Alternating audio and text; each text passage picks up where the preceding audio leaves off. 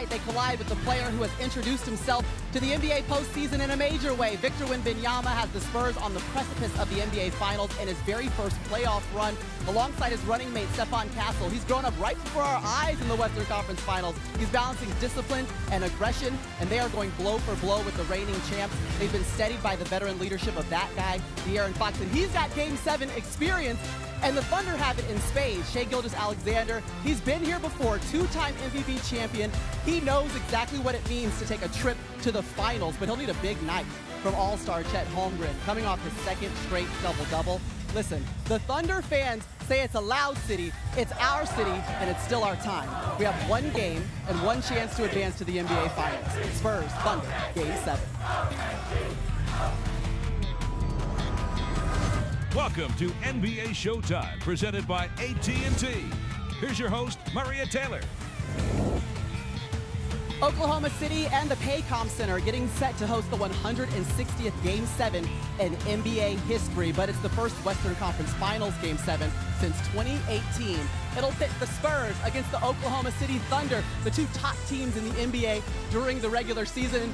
And we should have known that we would end up here in a Game 7. Welcome courtside, Maria Taylor, alongside the Hall of Famers, Carmelo Anthony, Vince Carter, and Tracy McGrady. Melo, I would ask you about what it's like to play in a Game 7, but you didn't. I've never played. But these two guys have. I told you that. Yes. So I'm going to start with you, T-Mac. I should use it against you? I did. How is it different? Okay. How is the Game 7 different? I think it's very different because the X's and O's doesn't really matter.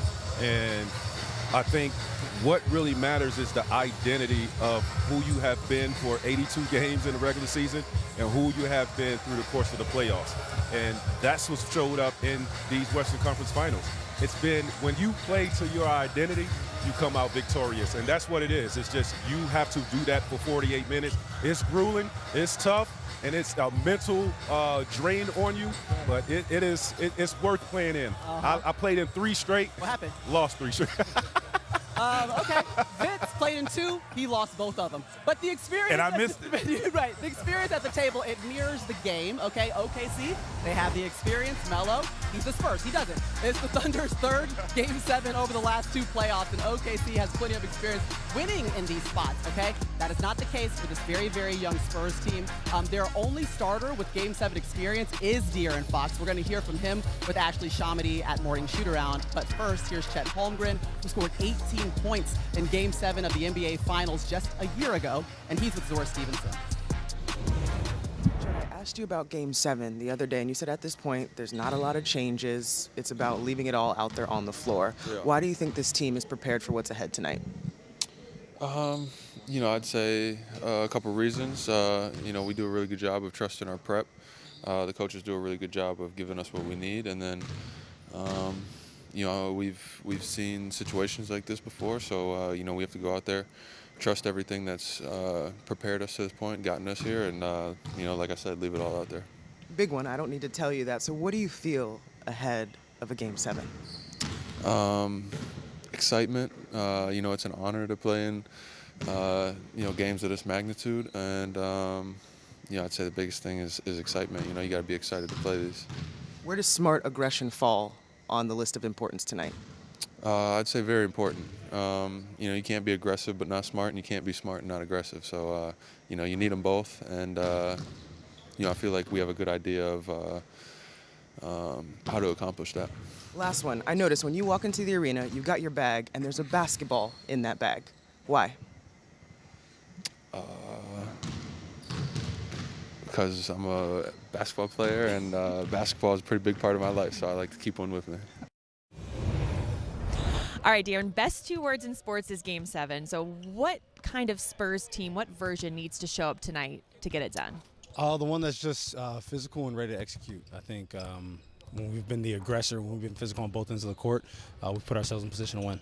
Without obviously giving away too much, you guys have now played this OKC team 11 times. What have you figured out about them that has been successful in the games you guys have won? Whenever we're playing them or any team, we focus more on ourselves. Obviously, there are specific coverages and things of that nature that goes into it, but whenever we're out there executing, doing the things that we do against whatever team it is, we give ourselves the best chance to win.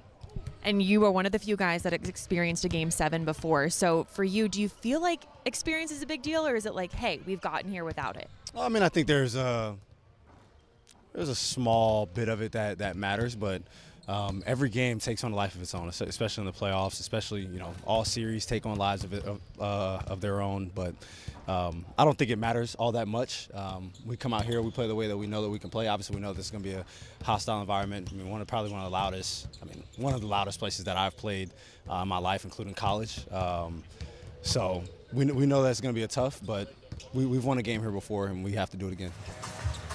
OKC fans are like, yeah, that's why we call ourselves Loud City. We got our blue shirts out, and we're ready to do it yet again. Make it really difficult for you, De'Aaron Fox. The win he's talking about here at the Paycom Center. Remember, that was a double overtime, 7-point victory in Game 1, where Victor Wembanyama had 41 points and 24 rebounds, the youngest player to ever pull that off in a conference finals game. Let's get into the veteran leadership, though, of De'Aaron Fox, and whether you guys agree, disagree. Experience at this moment in a Game 7 is going to be something that makes a difference in a game. Experience matters up until jump ball to me. Once the jump ball, experience goes out the window. And San Antonio, they said it. We think we could beat this team. We know we're better than this team. We got to win on the road, and I think tonight they have that mentality. The experience, yes, you need the experience. A lot of guys on San Antonio haven't had no experience in this position. OKC, probably 7, 8, 9 of those guys been in this position before, so they understand what it takes to win these type of basketball games, and when teams make runs, how to sustain those runs. So I think OKC, their experience will come in hand at times, especially when Wemby minutes is off the court. I think the experience matters in your preparation and understanding what it takes and how to prepare. And like you said, once the basketball goes up, everything that you've gone through in 6 games, you use that. But you go play off of instincts. You go play. I played in, like you said, that Game 7, 2001. You already knew what needed to be done. I knew I had to step up and be available. I knew I had to step up and play my best. But I also knew that I needed help, and I needed my bench, and I needed the others to come and play, because once you go through 6 games, Game 7, both teams are preparing to stop the superstar. But, that's a legacy game for the stars to step up. And I understood I had to make the right plays early to hopefully give me the opportunity to win the game at the end, which I missed. But at the same time, that's what it required, was to make the right plays, be aggressive, and hopefully those guys make shots to make the game easier for me, which they did, to get me to that opportunity to make that shot, which I didn't. But that's what these stars are hoping, to be aggressive, but make sure their others are involved in making shots to make the game easier for them in the second half. That's what I was going to say. Game 7 is typically the role players, or the others that really make the big plays and really shine as the shining star in these games. For me, I think as a superstar, your approach is you want to set the tone right away, right? You want to set that tone. You want to show your guys that you're going to be extra aggressive, but having that momentum, permeate throughout your team is what you're going to need in these type of games. You could be great all you want as a superstar. You're going to need some backup. Okay, but I love your point. We just saw Gilgeous-Alexander. He was signing autographs. Looked like he was going on his way to the locker room. But he's coming off of his worst game of the series. His lowest scoring total of the season, just 15 points. He was a -18 in the plus-minus. Very un-Shea-like game. And you guys are all-time greats. You guys are Hall of Famers. So moments like this can be legacy building, shattering, breaking, put a crevice in it. But what does this moment mean for Shea? I think this moment means everything, right? You're 2-time MVP. You are the reigning champion, can go and be a defending champion again, a 2-time champion. If, you get through this series and then whatever happens in the next series, I don't want to, write history right now, but I think he understands how important not just this game, but the rest of these playoffs for him, if he makes it through these Western Conference Finals and get into the finals, what that could do for his legacy. That could separate him from a lot of players, and we could have a different conversation about Shea. I want to watch Shea's body language today. We watch him early. We always watch the guys work out in pregame, but I want to watch him throughout the game, because they lost by 27 last game, and that just don't go away. That's lingering in the back of your mind. And San Antonio was coming here light-footed. They comfortable, they confident.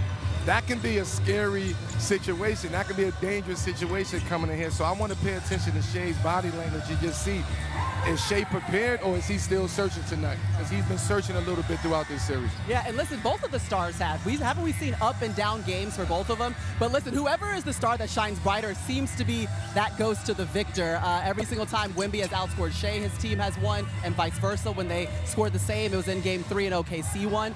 But the star has to shine the brightest in this moment, and the question is whether or not Victor Wembanyama, at 22 years old, has the endurance to do it tonight. And I love what you said. Yes, can the stars shine bright, but I want to see when things aren't going well, how do you react? What else do you bring to the table?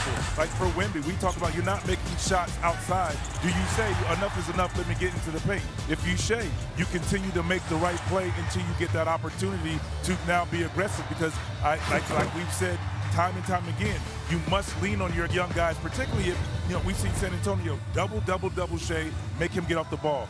Well, if they know he's going to pass me, well, you have to trust that they make shots to get me to that fourth quarter where I'm the all-star, the superstar, MVP. Yeah, I'm the closer. That's what OKC tends to be. They're 9-0 after a loss in the postseason. That dates all the way back to last season, and they're 4-0 in Game 7s. We'll see if they can get a victory here tonight and move on to the NBA Finals. By the way, we have a player celebrating a birthday. We've been celebrating a lot of birthdays all May long, okay? But celebrating their birthday on the day, and they play a Game 7. They're a perfect 7-0 in NBA history. So that is the good news for Harrison Barnes. He turns 34 today. He's already celebrated a birthday with the Game 7 win. It was 10 years ago, 2016. He was a Warrior, and they got a win in the conference finals on that 24th birthday. The question is, can they do it again 10 years later? He's only 34? He's only 34. HB might be the key. That doesn't seem right. that's not right. Lost both Game 6s they played, but they went on to win both series at home in Game 7, so maybe that's a good nod for Oklahoma City. Obviously, the Spurs would like to beg differently. Stephon Castle said basically they have everything that they need. They believe that collectively they are a better team than OKC. That's the confidence that youth brings into a series like this. They won the regular season series against OKC, and they're playing like they could go to the NBA Finals. Let's talk more about Victor Wembanyama and what we've seen so far this series. The ups and the downs. He's grown right before our eyes, but 28 points in 28 minutes, that's quite the response in Game 6, guys. It is. And he's going to need more of that tonight. I think for Victor, and moving forward in the future, I think Vic and San Antonio, they're going to have to up his minutes in the regular season, right? When you look at this series, he's getting really tired in the second half to where it looks like, he's a step too slow on rotations defensively.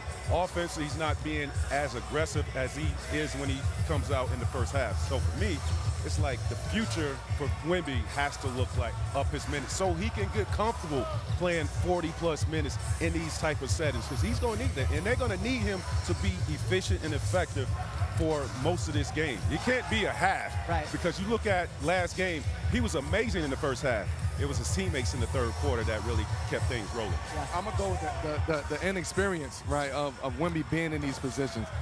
Not understanding and knowing how to prepare for these moments, or how to prepare physically for these moments after the regular season, getting extra laps, getting extra sprints, like really working yourself back into postseason shape. He gets tired quick. Yes, to Mac's point, he gets tired quick. I would like to see Wemby aggressive from the whole game. From jump ball, I want to see Wemby aggressive. Even if he come out and miss the first 10, 12 shots. Keep going. Keep going. Don't because care. I want you to set the tone in this Game 7. Anything goes in this game right now. I just want you guys to know, if you heard some boos, it's obviously because Victor Wembanyama it wasn't me took the court. It wasn't because you were talking, Mella. I just want to be crystal clear about that.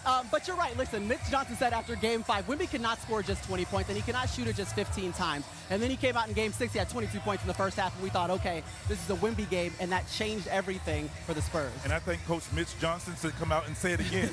You cannot, I mean, I treat this as a loss, because it seems every time they lose, their preparation and their focus heightens. And when they get a win, they kind of just come out a little lackadaisical early in the first quarter, which, promotes a bad win. So I think the mentality is, I agree with you. 48 minutes of attack mode, and understand when we say attack mode, it doesn't always mean scoring. But when you're getting in the paint, compromising the defense, making the right play. A lot of the times the right play is for him to shoot the ball in there. We've talked about utilizing a jump hook or a jab to a jump shot. He has all these things, but be aggressive. Get the guys, compromise that defense. You have guys that are shooting or willing to shoot the ball or can shoot the ball. Vassell's been shooting well. Now Champagne's found his stroke, and we need De'Aaron Fox to make one tonight. Yes, so you have guys, but you got to get those guys involved early. Don't be giving the parlay out early. Hey, man, we're trying to get my man a win. Hey, you guys have really harped a lot on Wemby, too, with the paint points. Did a little bit of math, but when he scores at least 12 paint points, they are 3-0. So it does make a little bit of difference. Not T-Max, like I told you. We're talking analytics. But what does he have to do to find his spots down there and basically connect and execute in the paint? Well, I think there has to be a strategy to get him in the paint. It just can't be for him to go down there, post up. He doesn't have the strong base for that. But setting screens to keep him around the basket below the free throw line, I think is pivotal for them. I think tonight also, how they come out in the first quarter, it's going to have to be a slow-paced game, right? We want we want low possessions, slow possessions. Y'all agree? Do you agree, I'm Melo? going to tell you why. Because you look at how Wemby came out last game. Yes, he started on the perimeter. He hit some perimeter shots and got it rolling. You try that tonight, OKC is going to be off and running, and that's what they want. They're going to commit turnovers, right? They're going to force Wemby to stay on the perimeter. They know they can't do anything with him around the basket. That's, for me, I think they should start in there and start slow. Every possession counts tonight. Two things I'd like to see from Wemby. Rim run when he doesn't have the ball on the rebound, and the other, when he gets the rebound, push the pace. Push the pace, that kind of eliminates 10 eyes on you. You're making now Hartenstein, Chet have to guard, put their hands on you. Easy ways to get to the free throw line as well. How many times can he do that in a game, though? He gets a lot of he gets rebounds. He can't do that a lot. He gets rebounds and he can run to the front of the rim. That. You're talking about pushing the pace. I'm saying Wemby pushing the pace? I said run. Yeah, absolutely. Because now you're forcing the big to get back, and sometimes you get a guard where I need to get 2 feet in the paint and shoot over him, which you said he needs to do a lot. Yeah. That's an opportunity. Well, listen, one thing we know for sure, Victor Wembanyama has to have a great game, so does Gilgeous-Alexander. But we've also seen amazing games off the bench by Alex Caruso. Remember, 32 points, a playoff career high in Game 1 in this building. He is the second leading scorer for OKC so far this series. We'll see what he has for us in Game 7 of the Western Conference Finals.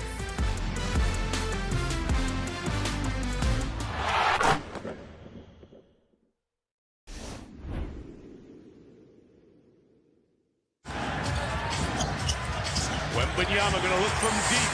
Didn't hit one in Game 5. Hits his first in Game 6.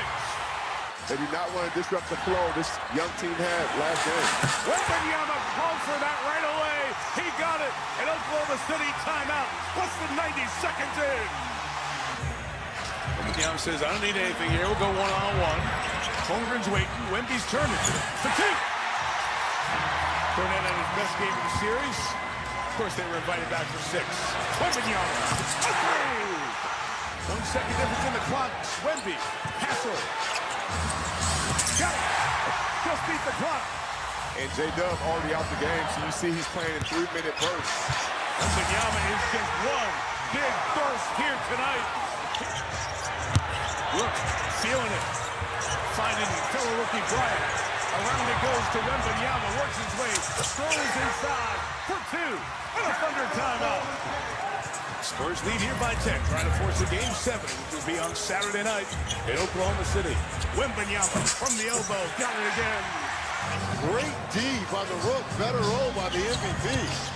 Wembanyama for another 3. Oh, man, he is locked and loaded. Fox and Wembanyama, pick and roll. Fox turns. Hey, Wemby follows. They're going to do it. Look at the middle. Look where Harper is. Wide open. Flash to it. That's a zone breaker. Yeah. The ultimate zone breaker, right? The San Antonio Spurs going to take this one in the biggest blowout of the series by 27 points.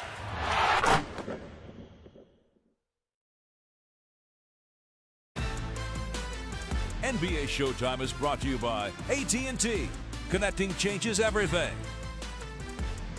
All right, guys, I want to show you what's going on outside. Fans getting into it. Justin Martinez tweeting this. A group of super fans, the Spurs Jackals, they've arrived at the Paycom Center. Some Thunder drummers are following them around to drown out the chants. You like that? We finally got some action outside this arena. You know? I mean, this is San Antonio and OKC in the Western Conference Finals, and this is the first action we've seen outside the arena. Come on, OKC. Where y'all at? Where the city at? There you go. That's the competition we're looking for. There go the Jackals right there. Listen, they made the trip over 400 miles. They said, we can't miss Game 7. You said an NBA Finals run is on the line for the first time since 2014. I'm pulling up, and I'm bringing my cowboy hat, and I'm ready to rock and roll. That's what they said. All right, let's get to tonight's AT&T Meaningful Moment.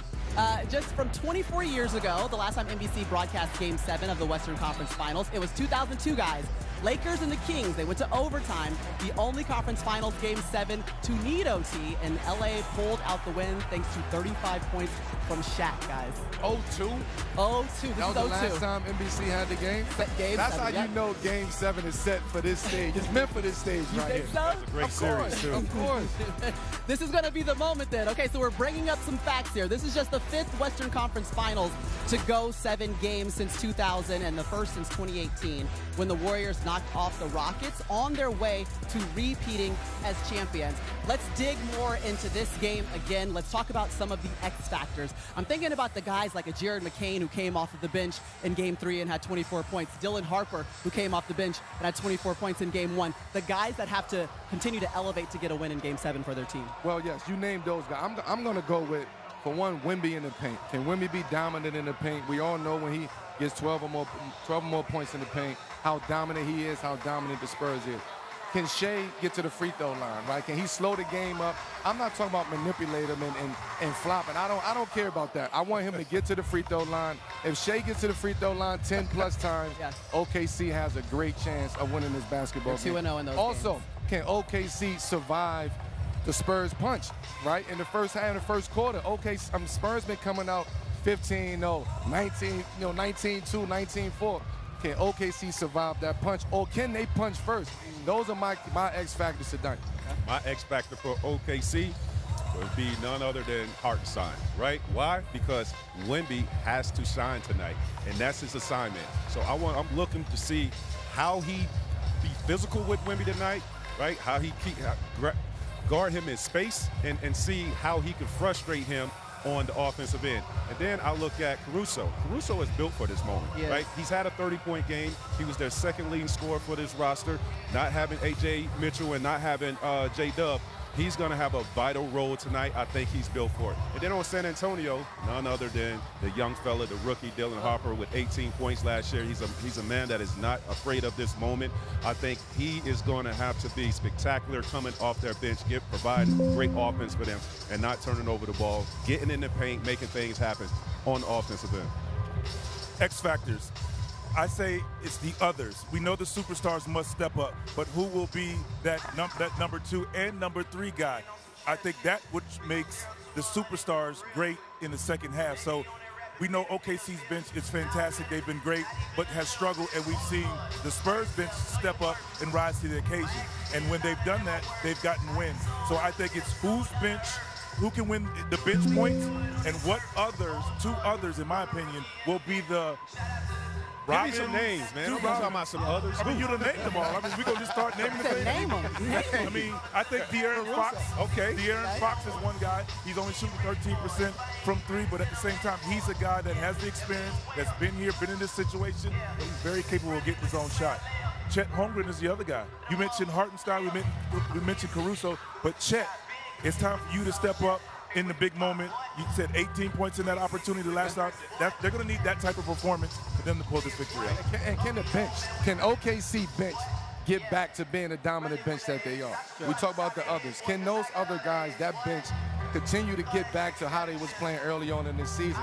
Caruso have to be the guy that come in and continue to keep that pace and his impact on the game. We want to see McClain, what McClain is going to do. Can McClain, I'm sorry, McCain, can McCain, my nose is stopped. Everyone said.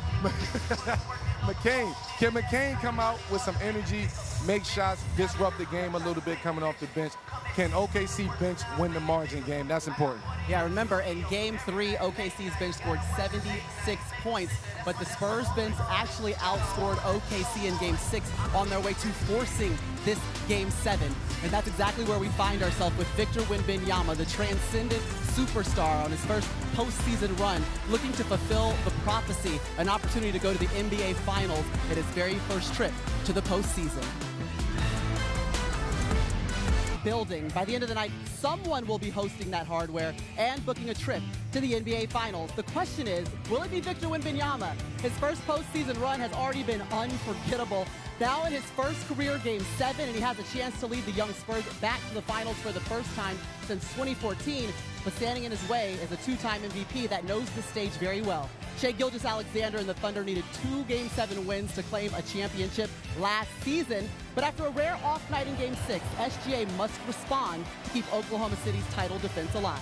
It's one game with the trip to the NBA Finals on the line as we prepare you for the 160th Game 7 in NBA history. Welcome inside the Paycom Center. We are courtside, Maria Taylor alongside the Hall of Famers, Carmelo Anthony, Vince Carter, and Tracy McGrady. And we should have known when we started this series, we were going to end up right back here for a Game 7 because we have superstars on this court. A Defensive Player of the Year in Victor Wembanyama, and of course the two-time MVP, Shai Gilgeous-Alexander. And let us start there because he's coming off his lowest scoring total of the season, worst plus minus in a -28, but we know that he's a superstar that has played well throughout this series as well. We do, and it's Game 7, and points and percentages doesn't matter. What matters is how can you figure out how to get the buckets you need and for other guys. We know when he gets to his left, he is dynamic. He's great with the bump off to his fadeaway. Can he get to that and be aggressive? In transition, sometimes you just need to do what you got to do, get to your move, get to the basket, and try to get fouled, or they let you score. You see here, 7 seconds on the clock. See the double team, getting off the ball early, making the right play. Sometimes the ball will find you when you get off the ball early. And lastly, I see downhill, see a little space. We know they're going to put multiple bodies around him. Again, finding your shooters, and your shooters must make shots. There's a guy who's shooting 56% in Caruso. So getting in the paint, compromising the defense, forcing the issue sometimes is something Shai's going to have to do to pull this victory. One thing we know about the Spurs is they've defended Shai well. His scoring has dropped by nearly 7 points compared to the regular season, though, VC, averaging 24 points per game. It's his lowest in a series over the last 3 postseasons. However, after a loss so far this series, he's averaging 30 points and 9 assists. Bounce back game is critical, and he's got that on lock. Let's talk about the Spurs. Second-year man Stephon Castle. Mitch Johnson, his head coach, calls him an attack dog. He gets it done on both ends of the court, T-Mac. Listen here, this fearless young cat right here, second year, is a dog, is what we like to say. He has to be that tonight, right here on this pick and roll. We want him to get 2 feet in the paint to collapse the shell, and that's what he's doing right here, getting 2 feet in that paint, using his upper body strength, having patience, getting to the bucket, making 2 shots right there. Again, coming off of this pick and roll right here, he's being extra aggressive, right? This is what he do. They're going to need these easy opportunities to get themselves going in a Game 7 like tonight. Again, on a pick and roll, what he wants to do is probing right here, having patience, probing, letting the defense open up for him so he can finish at the basket 2 feet. Another one right here, having self-awareness, just awareness, the presence of mind. Offensive guy has his back towards him. He makes a great play on the defensive end. Easy basket for his teammate. He's going to have to be that guy on both ends of the basketball court that is attacking, getting into the shell of the defense. If there's a lot of pressure on Fox and Wemby, and he's on the perimeter, he's going to have to knock down open shots as well as defense. Just be a pest. What I love about Stephon Castle is the confidence. He already said after Game 6, we believe that collectively we are the better team. Simply put, just like that. But he had 20 turnovers through the first 2 games. Since then, he's averaging just 1.5 turnovers, so he's changed it. But let's get into his teammate, Victor Wembanyama, because it's cool. You can be confident when you got that transcendent player on the sideline with you, Melo. And all of those guys know that. Stephon Castle understands that. Stephon Castle is a gambling guard. He takes risks on the defensive end. But he knows he can take extra risks when he has Wemby back there defending the paint and covering for everybody out there. If you look at that right here, He's bodying Chet. He's going that Chet right here. He's using his left. He's using his right. Defensively, he's bodying Chet, blocking the shot. Chet's got to figure out how to get Wemby off of him. Move around, put him on the perimeter.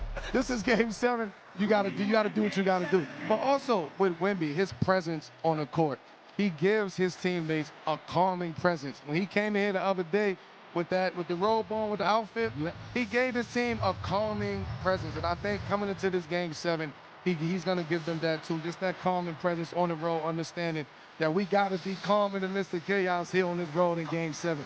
But Wemby, you gotta be Wemby today. Yeah. We need the transcendent Wemby to be Wemby today. Trust your teammates, but also come out the gate and be aggressive. Do not take your foot off the pedal tonight. That was something that he did for sure in game 6.